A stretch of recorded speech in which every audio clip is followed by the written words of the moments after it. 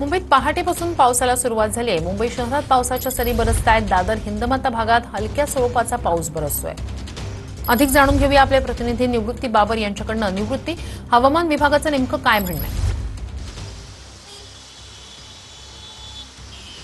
नक्कीच आपण जर पाहायला गेलं तर गेल्या 2 आठवड्यापासून मुंबईमध्ये पावसाने विश्रांती घेतली होती, परंतु पहाटेपासूनच मुंबईमध्ये जे आहे ते हलक्या सरी ज्या आहेत त्या मुंबईमध्ये बरसत आहेत। मी सध्या दादर परिसरामध्ये आहे आणि आपण पाहतोय की दादरसह संपूर्ण मुंबईमध्ये जे आहे ते मुंबईच्या पावसाच्या ज्या आहेत त्या हलक्या सरी बरसत आहेत। गेल्या 2 आठवड्यापासून पाहतोय की आपण पावसाने मोठ्या प्रमाणात विश्रांती घेतली होती आणि त्यामुळे गरमी जी आहे ती मुंबईमध्ये वाढल्याचं आपल्याला पाहायला मिळत होतं। त्यामुळे कुठेतरी आज सकाळ पहाटेपासूनच जो रिमझिम पाऊस पडतोय त्यामुळे मुंबईकरांना दिलासा हा मिळत असल्याचं आपल्याला पाहायला मिळतंय। आज दिवसभर असाच रिमझिम पाऊस राहील असा हवामान विभागाच्या वतीने अंदाज वर्तवण्यात आलेला आहे।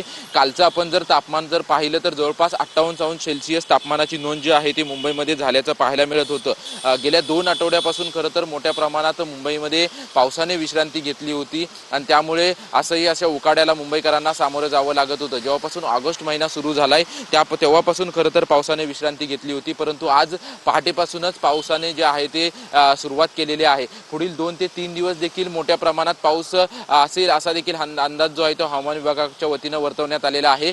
सध्या रिमझिम पाऊस जरी बरसत असला तरी मुसळधार पाऊस येण्याची मुंबईमध्ये शक्यता कमी असल्याचा देखील अंदाज जो आहे तो हवामान विभागाच्या नक्कीच अपडेट्स घेत राहू।